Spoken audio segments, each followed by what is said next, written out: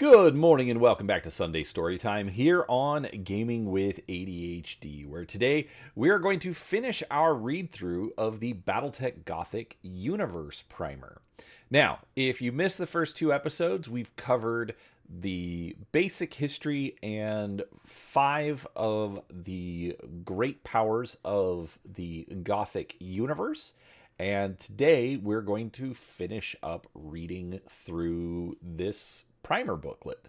So, if you're new here, make sure you're subscribed. I try to put out a few videos each week covering all sorts of tabletop gaming content. And while this is a little different from how I normally do Sunday Storytime, usually it's just a static image and just me reading.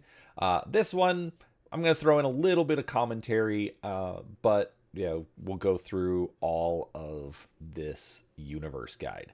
So, with that said, let's get started. All right, final faction, Terra Noir, Unistar Ascendancy. It is easy to mistake the Unistar Ascendancy as a mere continuation of the fallen Terran hegemony and the Terran alliance that preceded it. But in all the ways that matter, they are very different entities that happen to share similar roots in history. In fact, the Ascendancy as we know it could not have existed without the utter destruction of the hegemony, and its evolution since has only proven that the ideals and power which once forged the Great Star League died in the fires of the amorous betrayal. The hegemony did not survive its fall and rise like a phoenix from the ashes. It perished, and in its place grew the dark, new order known today as Terra Noir. History. Quote, Terra, home of the human race, sits naturally at the heart of the human sphere. No matter how far and wide humankind spreads into the galaxy, this is the world of our birth, the source of all that we have built, all of our good and all of our evil. Unquote. Thus begins the word of Toyama, as written in the first book of the Word, a foundational text to acolytes of the ministry of Terra Noir. Like all things Terran, it carries a core of truth, but claims far too much credit for humanity's accomplishments. Although Terra is the world of humanity's birth, it is certainly not the source of all evil and good in the universe. Terra was the heart of the Terran Alliance, humanity's first successful global government, the original creators of portable nuclear fusion power and the Kearney-Fuchida hyperspace drive. These inventions made possible the first true human exodus to the stars. Within a century of the first hyperspace jump in 2107, close to 400 extrasolar colonies existed within 90 light-years of Terra, with more developing in deeper space. The Alliance was determined to maintain control over all these new worlds, but soon discovered its reach far exceeded its grasp when widespread rebellions broke out in the 2230s. Unable to defeat these insurgencies abroad while maintaining order at home, in 2242 the Alliance cut off all colonies beyond a 30 light-year radius from Terra, whether those systems wanted such freedom or not. The Demarcation Declaration, in addition to sending a great many fledgling colonies into immediate crisis, also sparked a second great exodus from Terra. In the meantime, many proto-states began to form. These would become the building blocks of the future human sphere. Corruption and decay finally sent the Terran Alliance into economic and social collapse by the 2310s. Within less than a decade, the Terran Alliance was no more, but the actions of an ambitious Terran admiral, James McKenna, forced its reformation into the more stable Terran hegemony. With peace forcibly returned to Terra itself, McKenna turned his focus toward the worlds beyond, ultimately persuading many neglected colonies to return to the fold. By 2320, this gunboat diplomacy had grown the hegemony into a 40-world state. As the age of war progressed, the hegemony found itself surrounded by the other great realms of the human sphere. But under the leadership of the Cameron dynasty, the hegemony's empire eventually encompassed more than 125 systems. The Camerons made this possible through a mix of sophisticated technologies, access to some of humanity's most industrialized systems, and unparalleled skills in diplomacy, which often kept the neighboring realms more focused on each other than they did on hegemony affairs. This same preternatural talent enabled the hegemony's most visionary leader, Director General Ian Cameron, to forge the complex web of alliances that collectively gave birth to the humanity's greatest empire ever, the Star League. Under the League's banner, every world of the human sphere would be united as never before, including the 6 great realms of the so-called Inner Sphere and the 4 minor states of the Periphery. though it required one more round of fighting to achieve in the form of the so-called Reunification War. This grand experiment led directly to humanity's greatest golden age of technology and prosperity. And, naturally, with Terra at its heart, the hegemony reaped the greatest rewards and used them to fuel the settlements of hundreds more worlds and establish a sphere-spanning military designed to keep it all under control, the Star League Knights and Peacekeeper Army. Unfortunately, much like the Terran alliance that preceded it, the Terran hegemony's complacency, greed, and overreach caused its downfall. After centuries of trying to squeeze the periphery states and the great realms for more of their wealth and autonomy while hoarding the lion's share of the resources and technological gains for the hegemony, tensions across the League hit their breaking point. In the periphery, a conspiracy led by Consul Stephana Amaris of the Rimworld's Confederacy built a military force large enough to smash the hegemony itself, while the realm lords of the Inner Sphere moved against each other in battles that grew increasingly more open. When a periphery-wide rebellion finally erupted in 2765, sparked by yet another Star League tax hike and fueled by decades of growing resentment, few beyond Terra were surprised. As the Star League Knights and Peacekeepers under the command of Peacekeeper General Alexander Kerensky deployed to quell the uprisings, the traitor Amaris struck, killing First Lord Richard Cameron and the rest of the Cameron dynasty. In the 15-year war that followed, both Amaris's Rimworld's Confederacy and the Cameron's Terran hegemony perished, and with them fell the Star League. In the wake of the devastation, the remaining realm lords paid only lip service to the notion of restoring the hegemony in the League. In 2780, soon after agreeing to install Jerome Blake as the League's new Minister of Communications and effectively granting him full authority to restore the interstellar networks destroyed, Amaris's hegemony reign, the Realm Lords stripped Peacekeeper General Kerensky of his title, citing his failure to stop the traitor sooner. That the Realm Lords themselves also failed to hinder the betrayer throughout the entire crisis evidently never occurred to them at the time. Unable to agree on who should become the next First Lord of the Star League, the Realm Lords returned to their homeworlds, leaving behind a ruined Terran hegemony while their armies readied for war.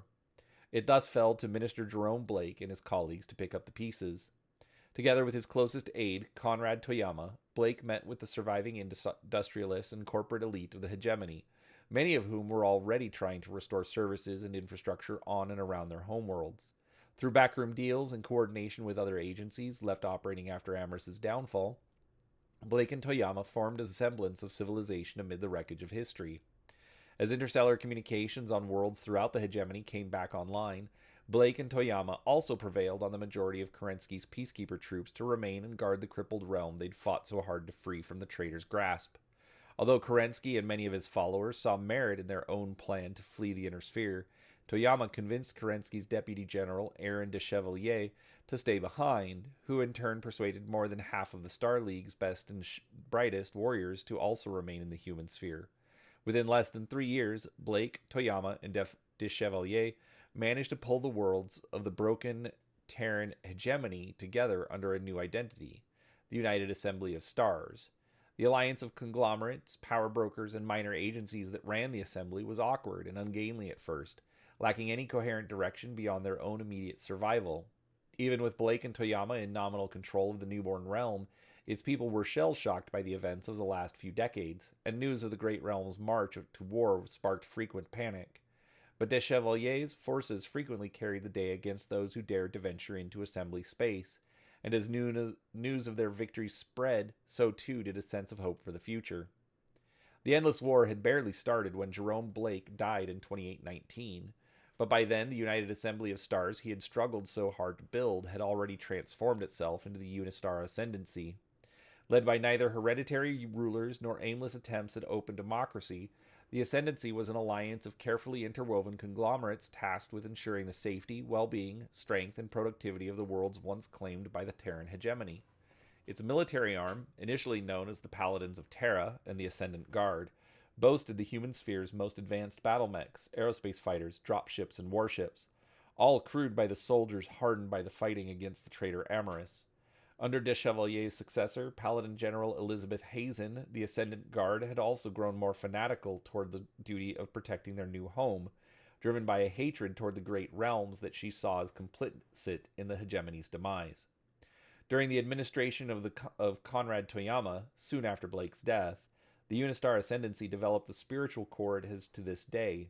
Long seen by many as a deeply religious man, despite never endorsing any distinct faith or church, Toyama deemed Blake a prophet and a saint for all his work on behalf of Terra and its people. In Blake's name, he dedicated many memorials, aid centers, and other great projects throughout the Ascendancy.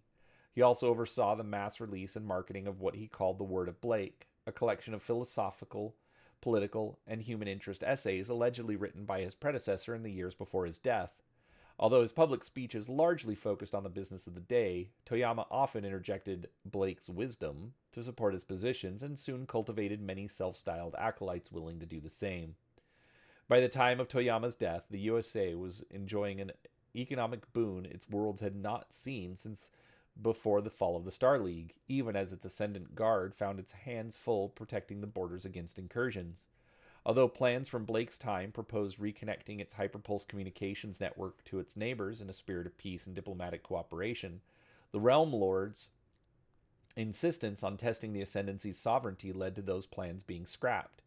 Toyama's time as director, later Primus Omnium, of the Ascendancy, was thus spent on internal policy improvements, which included the reformation of the military, the reintroduction of grafting biotechnology, and the creation of the realm-wide Department of Integrity as a unified policing agency.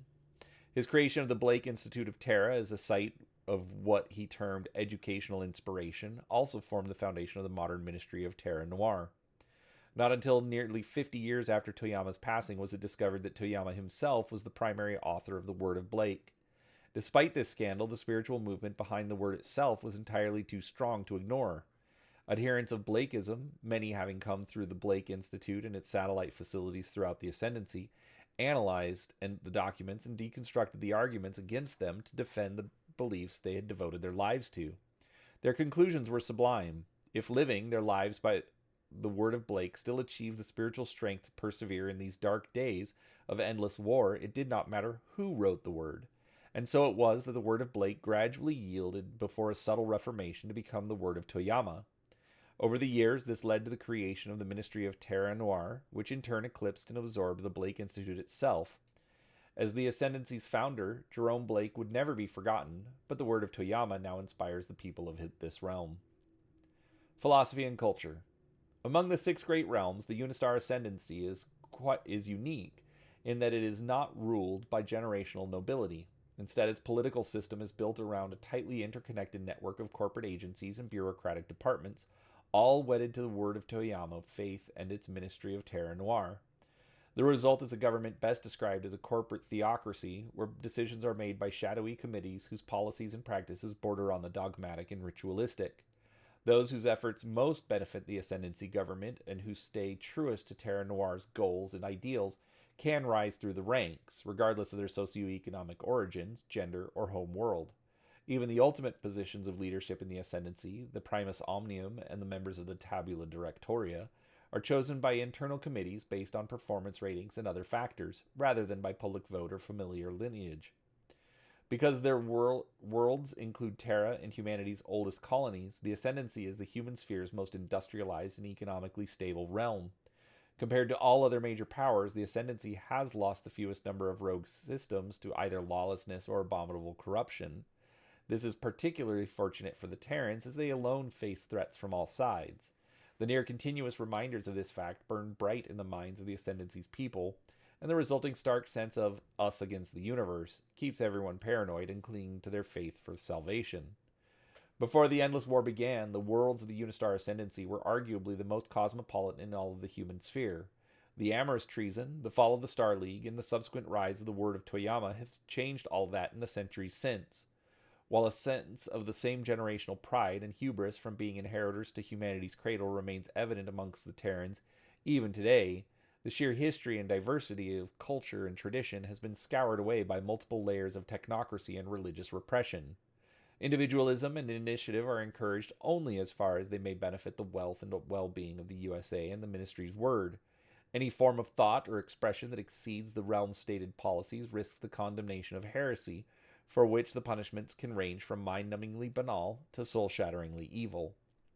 Despite the cultural suppression, the rule of faceless committees, and the monolithic dominance of Terra Noir, standards of living across the Ascendancy are the highest in the human sphere.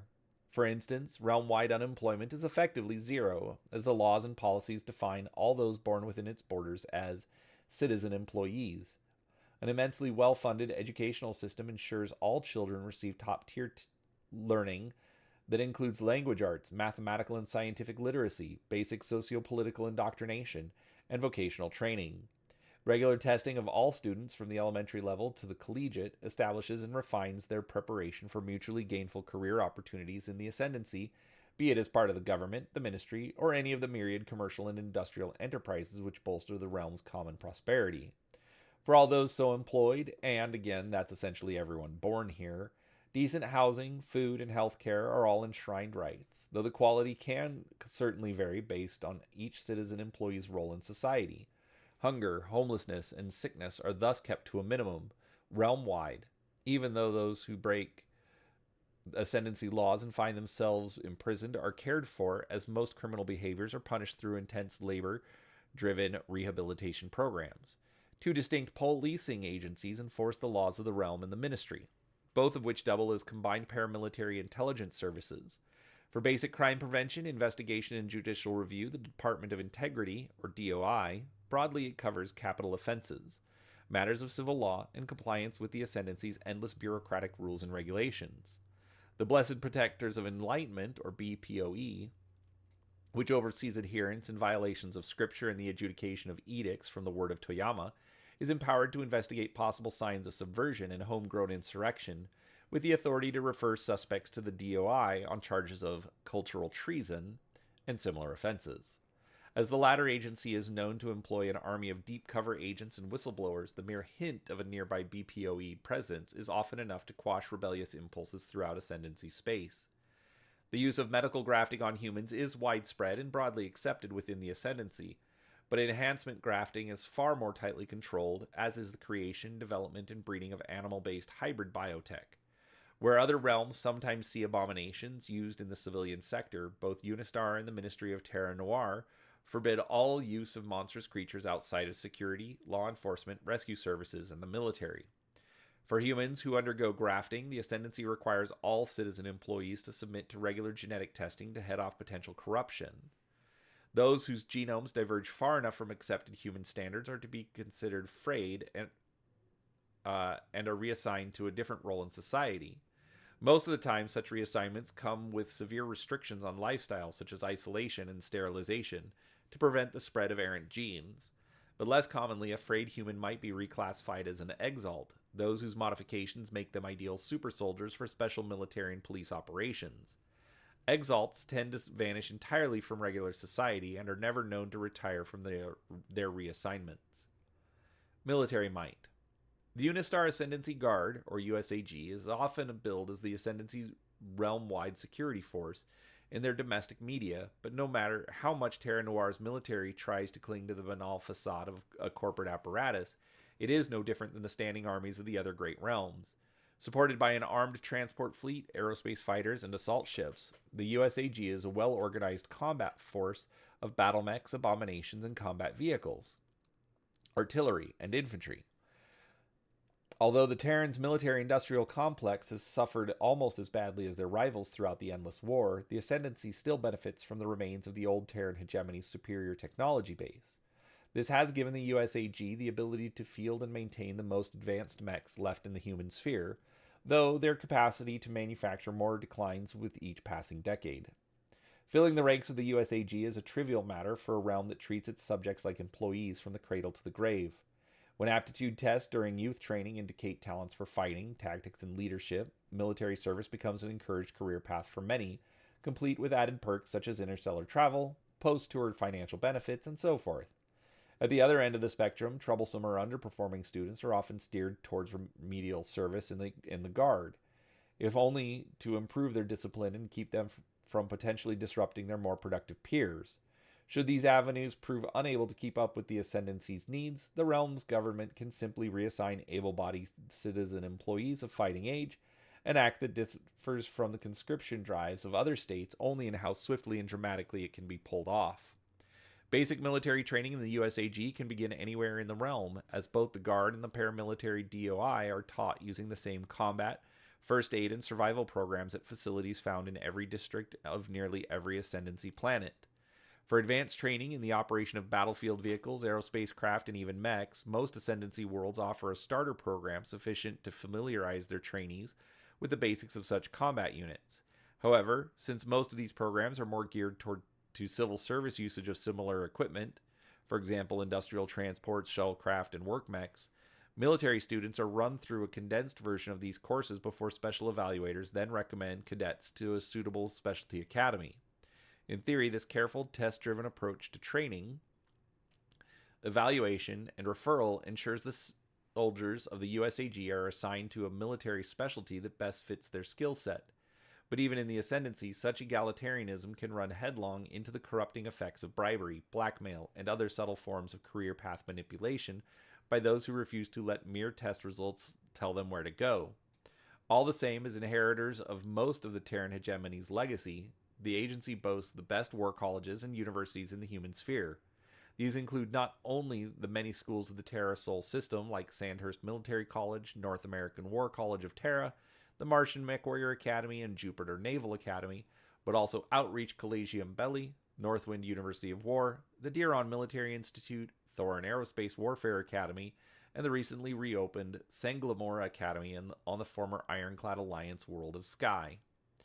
Outside of security, law enforcement, and rescue services, the USAG has exclusive authority in the use of abominations and other grafting-based military biotech.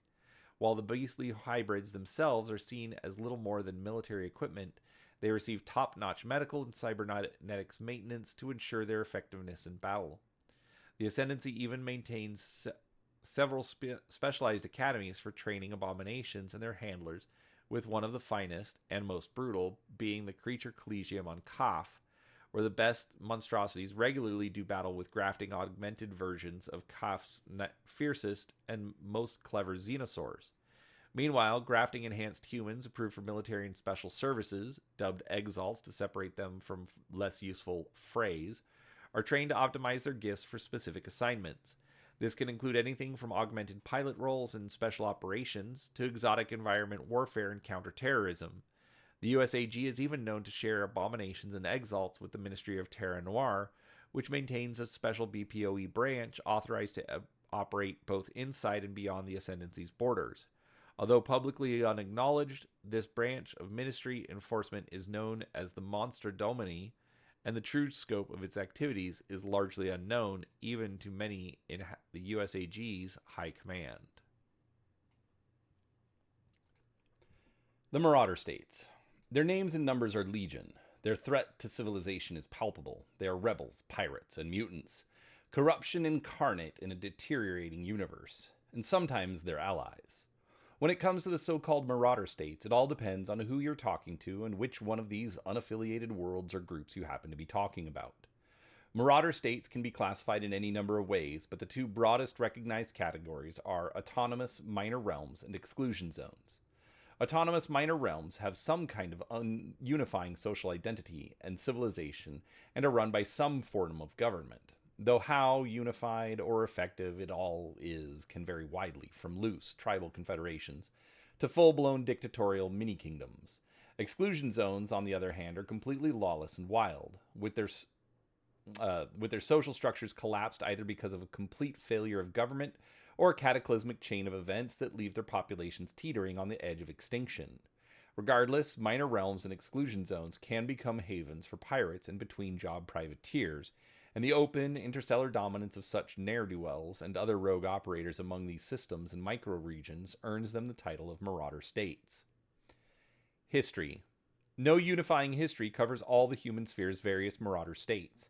In times past, perhaps even the fallen realms of the periphery, such as the Rimworld Confederacy, the Taurian Republic, the Taurian Concord, the Outworlds and the Canopian Magistry might have been counted among the Marauder ranks, but it was not until about a half-century into the Endless War that this name was applied to the swaths of worlds that vanished from interstellar maps due to the sheer neglect of their parent realms.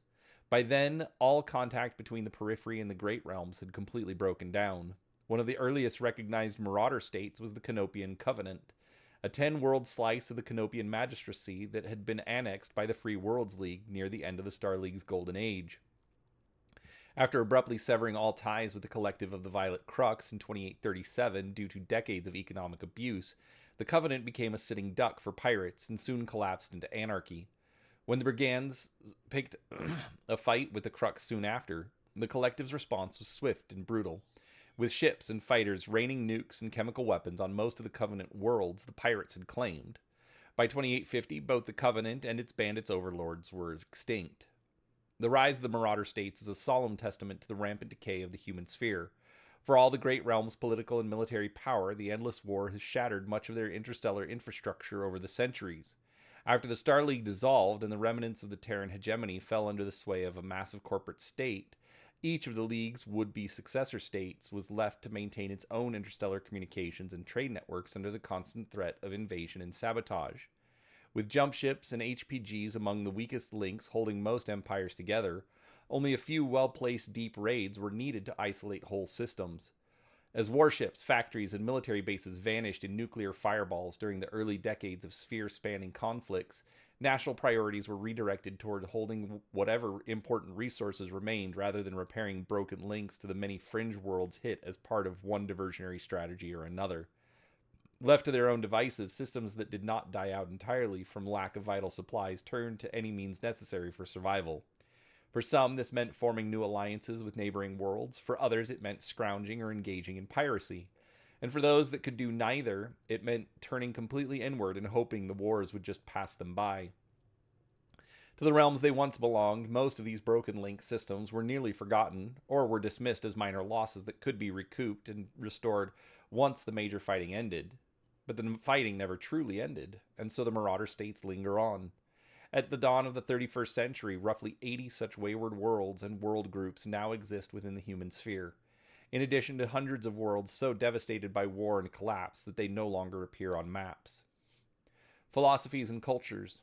Although some of these breakaway realms have respectable governments, most Marauder states are a chaotic and crumbling mix of pirates, outlaws, and would-be warlords. For every functional independent power, like the League of Altace and the Tamar Palatinate, dozens of devastated worlds wallow in anarchy and horror like Helheim and the Atlas Void. The Tamar Palatinate, for example, began as part of the Ironclad Alliance that the Draconic Imperium severed from the rest of its realm in a devastatingly successful invasion. But while the Imperium managed to hold the region for a time, heavy resistance broke out as the SBD pushed even farther into Alliance space. Rebels managed to push the Imperium entirely off several worlds before the SBD, desperate to avert an Alliance counteroffensive, switched to a containment protocol and offered a ceasefire that allowed the Palatinate to exist as a buffer state on the condition it did not strike other Imperium systems or assist Alliance forces in doing so. Despite the Palatinate agreeing to the Imperium's terms in the name of survival, this Marauder state's politics and society remain heavily influenced by the ideals of the Ironclad and its realm of blood and steel. Many suspect it is only a matter of time before the Palatinate either attempts to voluntarily rejoin the Alliance on its own, or is forced to do so by a decisive Alliance offensive. The Palatinate is also likely riddled with Imperium spies in anticipation of just such an event. Near the heart of the Violet Crux, the New Olympian Conclave is another autonomous power that emerged during a brutal enemy invasion. But where the Palatinate suffered under years of conquest before rising in rebellion, the Conclave emerged in the chaotic aftermath of a terror campaign exacerbated by a seemingly indifferent collective government and a complete breakdown in local interstellar contact. Even today, despite its roots as part of the collective's Atrian Commonwealth, the Conclave holds a deep-seated hatred toward the High Princes of Regulus and has vowed to remain apart from the realm until new leadership is crowned. In the meantime, trade and travel through this mini-state is fraught with danger for all foreigners. For a textbook example of what a modern pirate haven looks like, one needs to look no further than the Isles of Westerhand, near the rimward edge of the Golden Unity. This three-world Marauder state, if it can be considered a state at all, is a region controlled exclusively through fear and violence perpetrated by at least 5 known bandit groups. The largest band, the Byzantium Aquilae, commands a fleet of 4 armed jump ships, almost 50 dropships, and nearly 2 regiments of aerospace fighters. The Aquilae also possesses at least 4 battalions of battle mechs and 3 battalions of abominations, liberated from both the Violet Collective and the Golden Unity. The strength of the Isles pirates has prompted both the Collective and the Unity to approach them with offers of legitimacy through letters of marque, but the Aquila hate both realms with equal ferocity, publicly murdering any among their ranks who accept such an offer. In the meantime, Westerhand's bandits have struck worlds as far away as Orient, Spica, and Hexair. Even more lawless, of course, are those marauder states that aren't really states at all, but worlds that have utterly devolved into complete collapse. In bygone days, many of these systems would simply vanish from the maps altogether, but today's cartographers are a bit more lenient. After all, even an ash-choked failure of human settlement can still be worth fighting for if someone is still living there. A lot of these are cheap sources of slave labor for the desperate and the unscrupulous living outside the laws of the surrounding great realms. Others may be seasonal bases of operations for covert forces, privateers, and pirates. But the scariest of all the collapsed and forgotten worlds are the exclusion zones, the systems overrun by the worst of humanity's cast-offs, wild abominations and frays, gone feral and left to breed. Whoever lives in exclusion zones are lost souls, eking out a harsh, bitter existence in a place completely abandoned by the universe around it. These worlds have regressed to the most primitive means of survival, their civilizations destroyed by invaders and left to the mercy of corrupted biotech, and the fallout from nuclear and chemical weaponry. What lingering remnants of humanity remain here struggle daily against horrors beyond number. Military might. Marauder state militaries worthy of the title run the gamut from local militias and heavily armed constabulatories, from local militias and heavily armed constabularies to barely organized street gangs and roving packs of bandit raiders.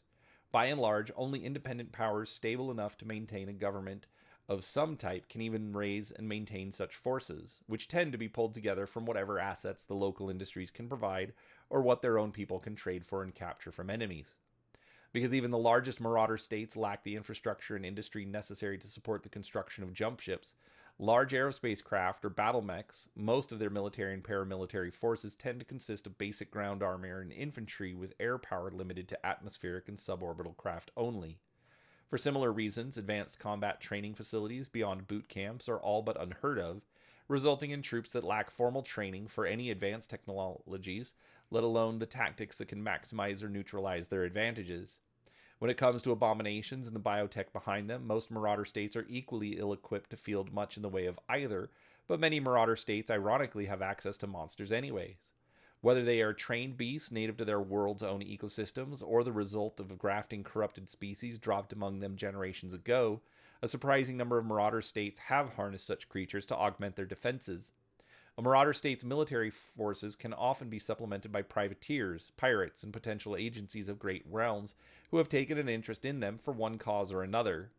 Naturally, when it comes to such unpredictable elements, the strength and reliability of these assets can vary greatly, and matters only grow thornier and more volatile if feral abominations and frays enter the mix, as has been evident in the extreme outliers like Helheim and the Atlas Void, where such monstrosities have organized enough to seize power over whatever humanity remains. Wrong direction. All right. Privateers. In times past, the concept of fighting for money alone was derided as uncivilized, suicidal, or a little bit of both. This type of professional soldiery, also known as the mercenary trade, was a way to make a living, sure, but no legitimate government or respectable business conglomerate was likely to see a mercenary as more than an unreliable, deniable asset in some underhanded campaign or covert strike. Soldiers who lack patriotism can always turn traitor for a bigger payout, taking with them all the equipment and intel their former employers provided for the mission at hand. Moreover, most mercenaries tend to start out as renegades who renounce their leaders and homelands, which does little to counter this perception of untrustworthiness. History. The mercenary trade boomed during the Age of War, when the rebellion of colony worlds and the breakdown of the Terran Alliance left many far-flung outposts abandoned in a universe of rapidly evolving interstellar politics and power plays. While some leaders raised nations and armies, the rise and fall of warlords left even more orphaned military commands to eke out their own existence, forcing them to rely on the only thing they were ever trained to do, to build their militaries. Many of the polities that eventually became part of the great realms and the far-flung states of the periphery managed to absorb a lot of these wandering troops, but never all of them. With the birth of the Star League, the mercenary trade became obsolete, at least on the surface. Peace between the various realms and the creation of the Star League Knights and Peacekeeper armies made it difficult to earn a profit fighting someone else's wars.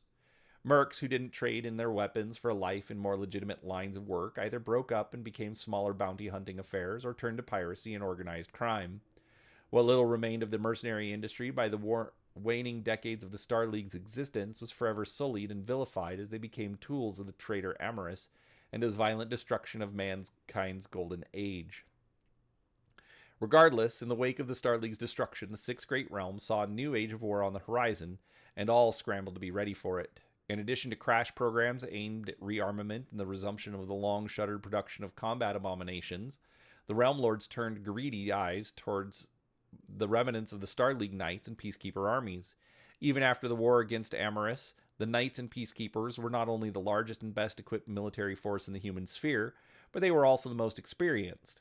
Within months of stripping Peacekeeper General Alexander Kerensky of his titles and command, the various Realm Lords courted him and his loyal soldiers to join their own militaries. Through naked bribery and blackmail, the royal houses absorbed several decimated Star League regiments, while others were won over as independent contractors or mercenaries. It was during all this that Kerensky decided to leave the human sphere behind, taking with him into what he called his great retirement all the Star League troops, officers, and dependents as would go with him. Their departure heralded the outbreak of the Endless War. The Star League Knights and Peacekeeper armies who remained in the human sphere but did not pledge themselves to Jerome Blake's newborn United Assembly of Stars were left to their own devices. Some simply disbanded and went home to their families. Many others joined the various other realms for reasons of their own. The rest became free agents, selling their services to whoever could match their price without submitting wholly to any one nation's command. But they didn't enter the market alone. Leftovers of Amorous's fallen Rimworld's Confederacy and fragments of the other crumbling periphery state militaries, shattered during the Star League Civil War, soon joined them. In the chaotic first century of the Endless War, when great warships still lurked among the stars and weapons of mass destruction were thrown about more freely than today, many of these newly formed mercenary commands operated more like pirates and terrorists than professional soldiers. Although they fought ostensibly for money, many carried a burning hatred for one or more of the interstellar states, be it for their political indifference during the Amorous years or for some other perceived unforgivable affront. Many mercenary groups even hated one another and went out of their way to pick contracts that could give them a chance to hash out their vitriol on the battlefield. Many of the former peacekeepers and Rimworlders even possessed their own warships and spent much of their time plundering commercial traffic in their free time, either to enrich themselves or to further their employer's strategic goals. Although on paper these legitimate warriors and their crews were called independent contractors, bounty hunters, and mercenaries, the catch-all term that stuck, born of their more egregious outlaw behavior, was one coined in popular media: privateers. Philosophies and cultures. Since the mid-2800s, those who fight on the payroll of a government or corporate entity without being citizens of that entity are known as privateers. Although no one international law exists to cover them, most of the great realms treat privateers as independent operators whose actions may be associated with the intentions of their current employer, but who may be prosecuted as unaffiliated terrorists and criminals for actions that exceed the more civilized rules of war. Privateer services are bought and sold under letters of marque, which serve as mercenary contracts that define the privateer's approved targets and theaters of operation. These letters also define the employer's terms for compensation and their share of plunder the privateers claim during their operations while under contract. Non-compete and non-disclosure clauses are often also a common feature of modern letters of marque to discourage double dealing and remind independent operators that there are punishments attached to acts of treachery. For all the legal terms, however, the fact remains that very little differentiates a privateer from a pirate in the eyes of the great realms these days. Indeed, without a current and active letter of marque binding them to a legitimate power or organization, privateers can face summary execution if they run afoul of police and security forces. For this reason, most privateers travel in tight-knit groups and try to stay mobile, resulting in a nomadic existence where home is little more than the cramped cabin of an aging dropship. There are no standards by which all privateers can be readily classified, save perhaps their ready access to some form of interstellar travel. Privateers who lack personal jump ships are simply too easy to track down and destroy, and it's not uncommon for those that have been marooned or otherwise run to ground to surrender themselves in the hope of clemency. Outfits that survive such an eventuality, perhaps because they impressed those who caught up to them, may find new benefactors who provide transport assets, or they may find themselves absorbed wholesale into new military commands. Of course, they are far more likely to find themselves dangling from the end of a rope for all their troubles, so most trapped privateers tend to die fighting, taking down as many of their would-be executioners as they can. Despite legends to the contrary, there is no such thing as a privateer's code that all roaming warriors live by. Most privateers are little more than bandits who picked a side and now get paid for what they were likely going to do anyways. But others take pride in their lineage and make a show of being professional soldiers, complete with clearly defined doctrines and rules of engagement. And then there are those who look and behave more like ragtag adventurers on some personal quest all their own, accepting whatever letters of marque might allow them to pursue their goals. Whatever their cause, history, and methods, privateers are armed and dangerous individuals whose loyalties lie with no legitimate realm in the human sphere. No matter how storied or honorable a privateer might be, theirs is a life that revolves around endless death and devastation, all for the sake of very little beyond wealth and infamy. Military might. Beyond access to interstellar travel, privateers are incredibly variable in terms of strength, training, and numbers. While all privateers are presumed to be of military or paramilitary origins and can be expected to have some competency in the use of modern weaponry, this is not a guarantee. Solo privateers can readily ply their trade as little more than freelance scouts, bounty hunters, or even consultants who spend more time talking about facts, figures, and tactical options than doing any real fighting. Scamming in this line of work isn't uncommon, but treachery, when found out, can quickly lead a dishonest privateer to a grisly end. The lawless nature of the privateer life means just about anyone with the will and the resources to fight for pay may do so. Even the most destitute can take a crack at the privateer life, if they're lucky enough to find an outfit willing to take them in. As a result, many privateer groups look like a grab bag of scoundrels from across the ethnic, cultural, and social strata of the entire human sphere.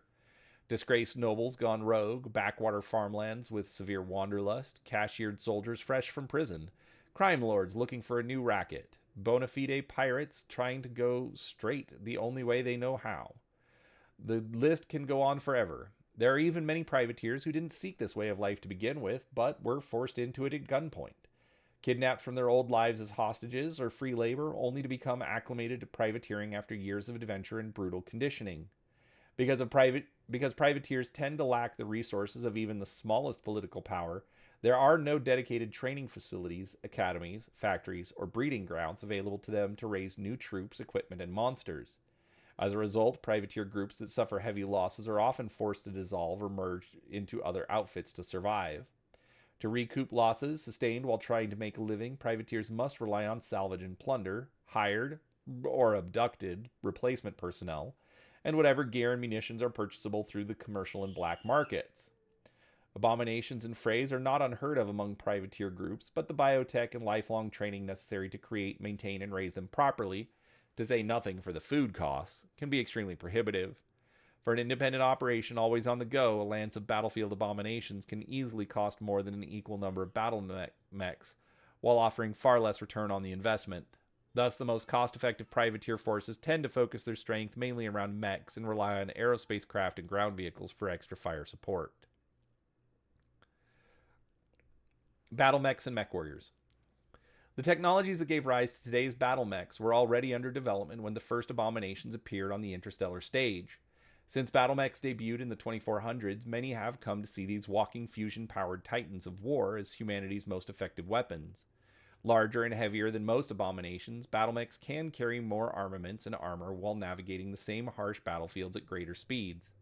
With their human pilots, the mech warriors, their awesome power remains under tighter control, eliminating the danger of blind rampancy and the corruption of biotech. Tanks, infantry, and abominations alike all fall before the supremacy of the battle mech.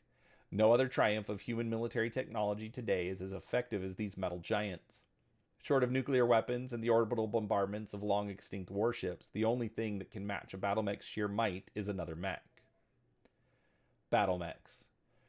Derived from the clunkier, hydraulic-driven industrial mechs that preceded them, battle mechs are bipedal or quadrupedal constructions that stand anywhere from 7 to 16 meters in height.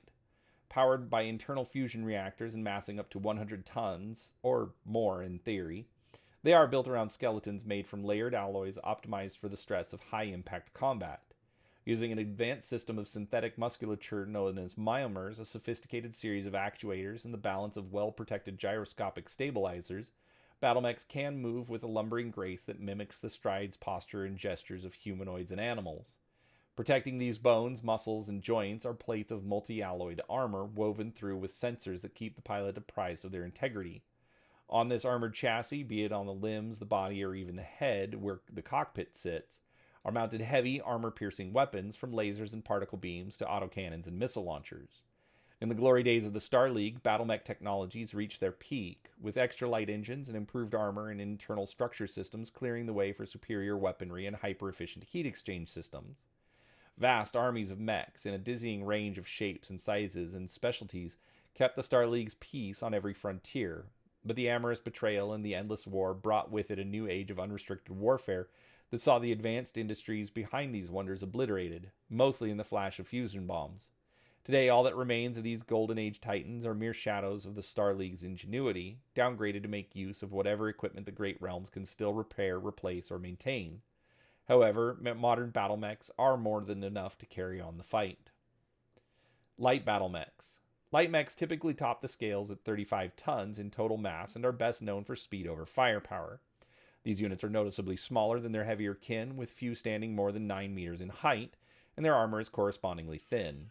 While some speedsters in this category, like the Locust and the Jenner, make excellent scouts, others are optimized for the close quarters fighting of urban and wooded environments. Prime examples of the latter include the plotting 30-ton urban mech and the incendiary anti-infantry firestarter. Medium battlemechs. Battlemechs of the medium weight class mass 40 to 55 tons. Typically known for their balance between mobility, armor, and firepower, these mechs are the most common seen across the human sphere, and they represent the real workhorses of any fighting force. True exemplars of these machines are the Wolverine and the Shadowhawk, which offer a good compromise in speed, resilience, and punch without excelling in any one area. More remarkable specimens include the surprisingly agile Phoenix Hawk and the low-slung quadrupedal Scorpion. Heavy battlemechs. Heavy mechs are built for sustained fighting at the front lines. Weighing from 60 to 75 tons, these units are hard-pressed to keep up with any of their lighter brethren, but they rarely need to. After all, machines of such tonnage can afford to pack some of the largest battlefield weaponry available, from particle projector cannons and large lasers to racks of long-range missiles that few opponents can outrun. With armor to match this kind of firepower, heavies like the popular Marauder can weather the brunt of an enemy's fire and dish it back out in greater measure, while sniper specialists like the Rifleman back them up from farther afield. Assault battlemechs. At the top of the weight class loom the mighty assault mechs. Built as much for intimidation as for sheer firepower, these behemoths weigh 80 tons or more, and few stand shorter than 10 meters high. As such masses, their battlefield reactors can barely manage a gait faster than 50 kilometers per hour, but when one is the king of the battlefield, one never needs to run. While few assault mechs are as iconic as the skull-faced Atlas, other terrors in this category include the hulking and exotic King Crab. At 100 tons each and bristling with weaponry and armor, both machines can drop many of their lighter kin within a volley or two. Mech warriors. Those who pilot battle mechs are seen as the noble face of their realm's military, the elite warriors who do battle like brave knights in giant suits of weaponized armor. But in truth, these mech warriors are mere specialist soldiers entrusted with their walking war machines to defend the causes of their nation. Given the technology at their disposal and the complex training required to effectively use it in battle, nearly all mech warriors are officers by default, so a certain degree of authority comes with the job, but not until the days of the Star League were many among them glorified with titles, trappings, and sometimes even the power of nobility. Over the centuries of war, the combination of mech warriors' elevated status, their high demand, and the growing shortage of battle mechs has resulted in a great many pilots who personally own their machines. Whether claimed as gifts from grateful lords or as prizes taken in battle, these mechs have been handed down as heirlooms over multiple generations. Thus arose the mech warrior families, whose identities have become as linked to their battle mechs as they are to names and blood. Competition within and between mech warrior families can become fierce and brutal as siblings vie for the right to pilot the family's mech, while jealous rivals seek to capture or destroy these machines. Let's see. Alright, just making sure. Alright, abominations, great and small. The monstrosities known as abominations are creatures or people specifically modified for combat or other extreme labors. Seen almost universally as monstrous products of mad bioscience and cybernetics, abominations possess an undeniable strength and resiliency. Grafting. At the core of all abominations are the modified xenogenetic infusions commonly referred to as grafting. A twisted masterpiece of bioscience, grafting employs a series of adaptive, omnimorphic parasites, or AOPs, to fuse traits and features from multiple life forms into a single organism, regardless of biological incompatibilities. Instead of scientists tailor editing the genes of a single creature in a lab to create a viable hybrid, the AOPs used in grafting shortcut the process thanks to their abilities to absorb and replicate neighboring biostructures while retaining their own distinctiveness as they grow. The results work as a kind of cellular cement that facilitates a near seamless surgical bonding of biological features from other life forms, even if such forms come from radically different species or ecosystems. An otherwise land-dwelling mammalian host creature can thus be granted reptilian scales or living tree bark for an extra tough hide, while also receiving gills or an amphibian respiratory system for extended underwater operations. If the host creature is hardy enough to survive the process and its grafting is successfully applied, another round of AOP infusions commonly stabilizes the resulting hybrid down to its genetic level. To reinforce such creatures for hard labor or combat, mechanical prosthetics, myomer implants, and other cybernetics may then be required, and the beasts are trained to use their customized equipment. In this way, some of these monstrosities can attain sufficient size and mass to potentially match battle mechs under normal gravity. As the final product of this bioscience is the inherently unnatural and frequently horrific monstrosity, beasts that have undergone grafting are commonly called abominations. Although most abominations created over the past 6.5 centuries have focused on non-human hosts, humans have undergone grafting from time to time. In such cases, this is for medical emergencies, such as when repairing extensive organ damage in an absence of viable human donors, but in other cases, abominable humans, some hailing from their society's more undesirable elements, but many more volunteering on patriotic grounds, were developed for augmented labor or battlefield use. In the worst cases, such altered humans were the result of an AOP-laced biochemical attack indiscriminately launched against a hapless population. Regardless of how they were created, abominable humans tended to become outcasts even among their own compatriots. Because their final forms reincorporated all their grafting down to the genetic level, they were no longer seen as purely human anymore. These unfortunates are known as the Frayed.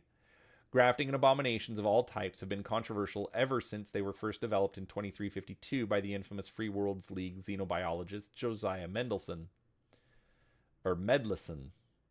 But while several attempts were made to legislate the use and limits of such extreme biotech, none of these efforts coalesced into a sphere-wide ban until the Star League's peak in the mid-2600s. Even then, loopholes for medical and research purposes allowed the technology to persist in some sectors, albeit in a heavily restricted capacity. It thus came as no surprise when abominations returned to the battlefield en masse soon after the Star League's collapse. Combat abominations. The larger monsters made for combat run anywhere from human-sized insectoids and semi-humanoid mammalians to hybridized megafauna big enough to square off against battle mechs. Abominations like these, built and enlarged as needed through extensive grafting, are among the deadliest creatures in the human sphere. They are also the most heavily augmented by implants and prosthetics, which provide the extra structural supports and sensory aids necessary for effectiveness on the battlefield. And while many feature armaments fused to their very flesh and bones, harness-mounted weaponry provides larger abominations with even more firepower. Like most abominations, those made for battle use clever, tameable creatures as the host on which all other grafting is fused. As such, even the most hulking and ponderous among them is at least as smart and responsive as a Terran dog, or chimpanzee. After an abomination's final AOP infusion stabilize its physicality, lengthy training regimens teach the beast how to follow commands and interpret data through its implants, while surviving and fighting on the modern battlefield. Typical regimens instill abominations with the ability to perform silent and graceful movements, and the means to quickly recognize how and where to hit a moving battle mech, be it with steel-reinforced claws or any ranged weapons they're equipped with. Particularly smart creatures can even be trained to communicate directly with humans, be it through gestures and body language or whatever vocalizations they can manage. Combat abominations that passed muster after all the grafting and training are typically cloned in batches or allowed to procreate directly with others of similar type. These methods not only produce scores of near identical creatures without starting from square one, but also provide the beast masters with opportunities to observe, improve, and enhance them over subsequent generations. Abomination control and handling. As a safety measure against potential berserker rampages or other dangerous acts of overt disobedience, all abominations, even those made for non-combat duties, are implanted with fail-safe devices that can be activated remotely by authorized personnel. While most fail-safes either incapacitate or inflict varied levels of pain for training and warning purposes, deadlier controls are often used for many of the bigger, more dangerous, and less reliable monsters. The secured communications implants used mainly by the Abomination's trainers and handlers to relay commands to them also ensure access to these fail-safe devices. Even so, most handlers must remain relatively close to their charges so they can observe and react to changing conditions or abrupt signs of deviation in real time. This is especially true for abominations meant to work alongside battle mechs, and it is one of the main reasons that most mechs are built with enough cockpit space to accommodate a monster handler passenger. An additional weakness, common to an overwhelming majority of all abominations, has also proven useful to their training and control: ultraviolet hypersensitivity. This flaw is a common unavoidable side effect of the grafting process, intrinsic to the AOPs that bind each monstrous hybrid together. By the time most combat abominations hit the field, the rigors of training have already acclimated the creatures to the worst of this condition, but the sensitivity never goes away completely. This gives trainers and handlers a means to subtly guide their charges without resorting to the more extreme options. The Frayed. Unlike creature-based abominations, human-based monsters are far less beastly than their larger kin, and are completely self-aware, which allows them to function without the constant presence of a handler. Their human-level intelligence and physicality generally enable them to operate weapons and machines just as well as any unmodified warrior, while possessing some superhuman advantages in extreme conditions. Nonetheless, their existence poses serious existential and ethical questions, with many considering their mere existence an affront to nature and gods alike, while others debate the best way to normalize them. To control their breeding in the past, many Frayed were sterilized as part of their transformation. Even in the days when grafting was least restricted, the existential threat of non-human contamination mixing into the human gene pool was broadly recognized. It was one thing to breed and release scores of quasi-demonic monster hybrids against an enemy world, but few wanted to risk accidentally replacing humankind itself in the bargain. Despite these efforts, many shattered and poisoned planets throughout the human sphere are now riddled, if not dominated, by whole populations of Frayed who've somehow managed to breed and survive. Moreover, centuries of debate over the rights and place of the Frayed alongside humankind have undermined even the most earnest attempts to keep Frayed from procreating. The Star League era saw extra concerted efforts to forbid or sharply curtail the creation and reproduction of Frayed, for any reason.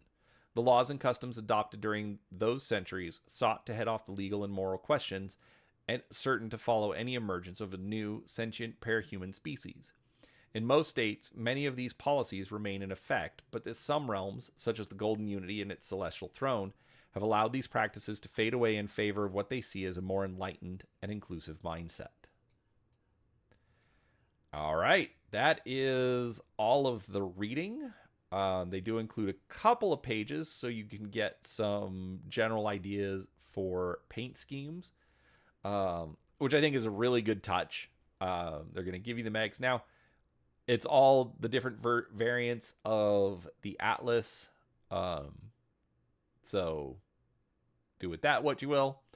But overall, pretty good. So, what did I think of that? Honestly, this is way less dark than I was expecting. One of my big complaints about the Warhammer universe has always been that the grimdark setting doesn't have any hope in it, and there's not really there's no bright spot on the horizon that hopefully one day humanity will get to. Nope, life sucks. It always sucks, and it's going to suck more. Whereas with this, yes, they brought in a lot of grimdark elements. There are things where humanity has gone completely off the rails, or you have the Marauder states where,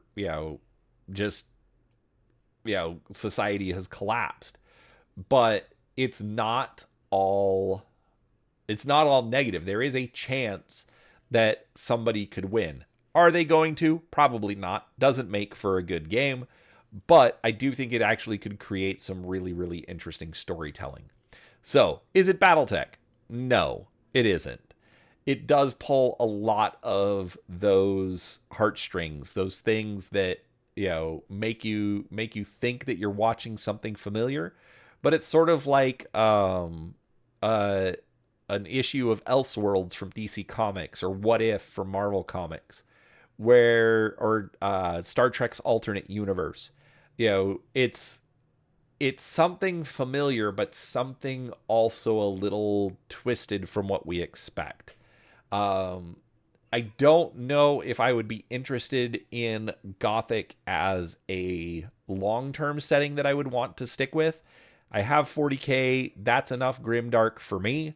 But I think it'll still be fun to play around with, at least go through the scenarios in the rulebook to actually see how the abominations play. But overall, I think the writing was done well. I think the presentation of the different factions is really good. I like some of the reworking on it. The addition of House Siraj for the Free Worlds League, or the Violet Crux, or whatever they're called. Sorry, I don't have all of these names memorized like I do the regular Battletech factions. But overall, I think they did really well, and they presented just a fun alternate universe that you don't necessarily have to play with, but something that you can experiment with. Try it for a couple of one shots, something like that. Overall, I think it's fun. So that is the Battletech Gothic Universe Primer. If you're new here, I do also have, again, there's 2 other videos in the read through of the Universe Primer. I am also going to be doing a deep dive through the rulebook with a friend of mine. We're still working on schedule. Well, at the time of recording, we're still working on scheduling that. So it might be a couple of weeks after this goes live, but we'll see from there. But regardless, if you enjoyed this, hit the like button. If you're new here, hit the subscribe button. I'm not going to do a ton of coverage on Battletech Gothic, but there's definitely going to be quite a few more videos. So absolutely, if you're interested in learning more, come back and hang out. We'd love to have you along. So with that said, thank you so much for watching, and we'll talk to you next time. Bye.